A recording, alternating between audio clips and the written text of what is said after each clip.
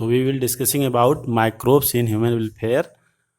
तो microbes in household product and microbes in industry, we have discussed this topic कि lactic acid bacillus जो है वो हम लोग हाउस होल्ड प्रोडक्ट्स में यूज करते हैं मिल्क से कर्ड बनाने में. इसके अलावा जो बहुत कॉमन एक यूज होता है वो है सैक्रोमाइसिस सर्विसी, जो कि एक ईस्ट है जिसको कि हम लोग बेकर्स ईस्ट भी कहते हैं. ये बेकरी में बहुत ज़्यादा यूज होता है. जितनी भी ब्रेड वगैरह बनती हैं वो फर्मेंटेशन के थ्रू बनती हैं और उसमें इसी का यूज किया जाता है, इसी ईस्ट का यूज करते हैं. और ये एक तरह का फंगस है.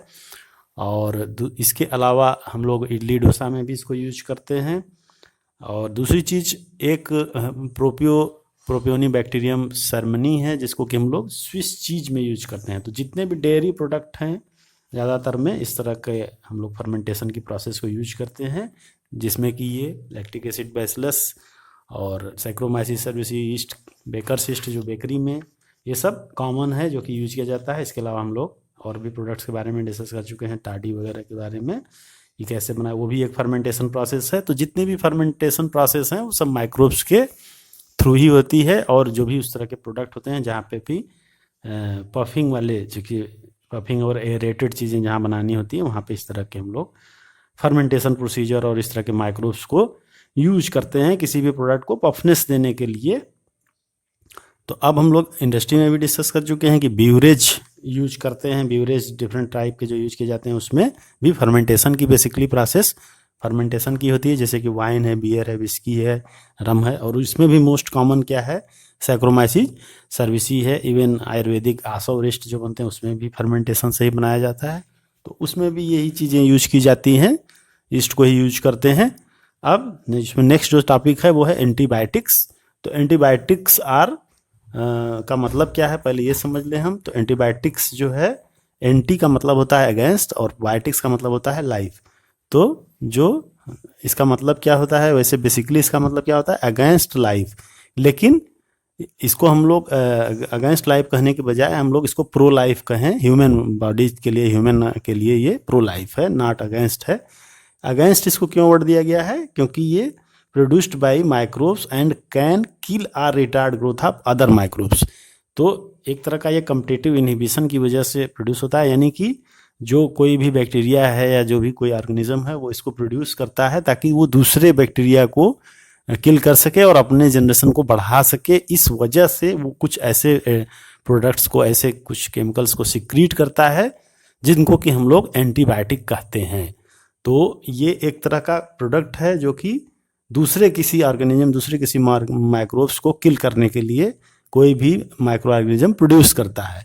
तो ह्यूमन बॉडी के लिए ये अगेंस्ट लाइफ नहीं, ह्यूमन के लिए प्रो लाइफ इसको हम लोग बोला जाता है, क्योंकि ये एंटीबायोटिक हम लोग डिजीज के को ख़त्म करने के लिए, डिजीज को ट्रीट करने के लिए यूज करते हैं, इसीलिए हम लोग इसको प्रो लाइफ कहेंगे यहाँ पे. लेकिन जो एंटीबायोटिक का मतलब है वो अगेंस्ट लाइफ ही होता है. दूसरे माइक्रोब्स के लिए, दूसरे माइक्रो ऑर्गेनिज्म के लिए ये वर्ड यूज किया गया है.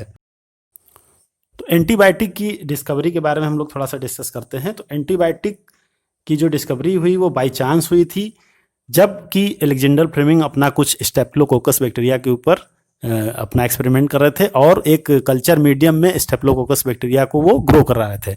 और उन्होंने एक ऐसे प्लेट को लिया जो कि वो क्लीन नहीं थी, अनवॉश्ड थी, और उसके ऊपर जब इन्होंने इसको ग्रो कराया स्टेप्लोकोकस बैक्टीरिया को, तो उन्होंने देखा कि उसमें कुछ मोल्ड आ गए थे, कुछ मोल्ड उनमें डेवलप हो गए थे. और उस मोल्ड की वजह से जहाँ पे ये मोल्ड मौजूद थे उस एरिया में स्टेप्लोकोकस बैक्टीरिया ग्रो नहीं कर पाया था. तो फिर उन्होंने देखा कि ये जो मोल्ड था, पेंसिलियम नोटाटम इसका नाम था, ये कुछ ऐसे सब्सटेंस को प्रोड्यूस कर रहा है जो इस स्टेप्लोकोकस बैक्टीरिया को ग्रो नहीं करने दे रहा है. तब उन्होंने ये बताया कि जो पेंसिलियम नोटाटम ये मोल्ड था, इसने एक जो सब्सटेंस प्रोड्यूस किया जिसने कि उसको ग्रो नहीं करने दिया, और बाद में इन्होंने इसका नाम दिया पेंसिलियम. तो चूंकि पेंसिलिन इसका नाम दिया क्योंकि ये पेंसिलियम नोटाटम से दिया गया, निकाला गया था ये सब्सटेंस, इसीलिए इसको इन्होंने पेंसिलिन का नाम दिया. तो बाद में और साइंटिस्टों ने, जैसे कि Ernest Chain and Howard Florey ने इसको यूज किया, एंटीबायोटिक को, इसको बाकायदा बताया कि हाँ ये इसका पोटेंशियल के बारे में बताया कि ये किस तरह से यूज किया जा सकता है. और डिजीज के अगेंस्ट किस किस डिजीज में। तो जबकि इसकी वजह से वर्ल्ड वार सेकेंड में अमेरिका ने अपने सोल्जर्स के लिए इसका बहुत ज़्यादा यूज किया था।